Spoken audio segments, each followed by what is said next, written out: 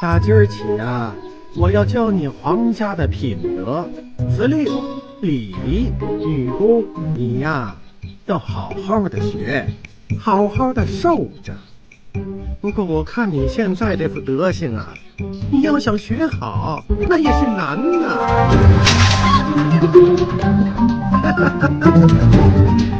这呀就处变不惊。你个死丫头，你找我打呀你！你找我打呀！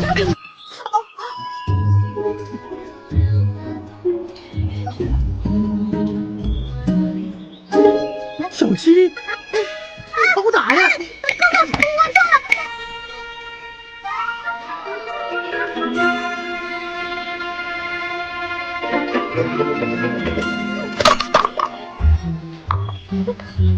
好打！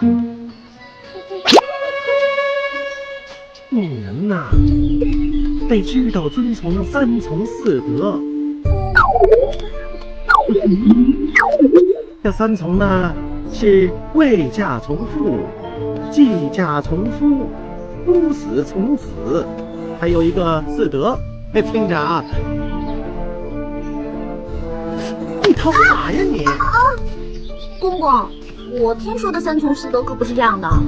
三从呢是老婆命令要服从，老婆出门要跟从，老婆讲错要盲从。四德呢是老婆化妆要等得，老婆花钱呢要舍得，老婆生气呢要忍得，还有老婆生日要记得。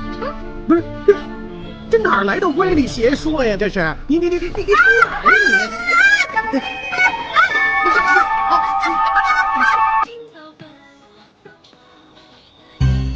听说这皇宫里经常有冤魂，冤有头债有主，有什么事你千万别来找我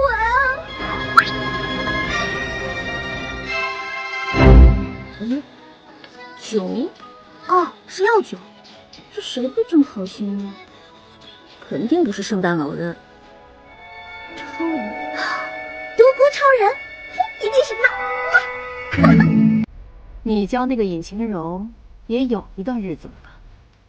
哀家不是让他每天多练字来着吗？拿来我看一看。是，他写的是挖掘技术找蓝翔，一节更比六节强。韵脚倒是押上，什么意思？老奴也没弄明白。女工呢？是什么？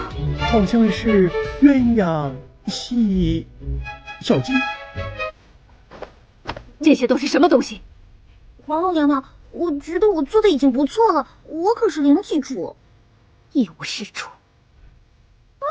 皇后娘娘，你要这么说，我可就不赞同了。我会的东西可多了呢。你自己说说，你会什么东西？我啊，什么洗衣、做饭、煮咖啡、砍价、拎包、背台词，我都做的可厉害了呢。你说的这些，哀家都没有听过，你分明是在狡辩。小秋子，在，带他出去，给我好好治治这张利嘴。先跪2个时辰再说。是。皇后娘娘又跪了。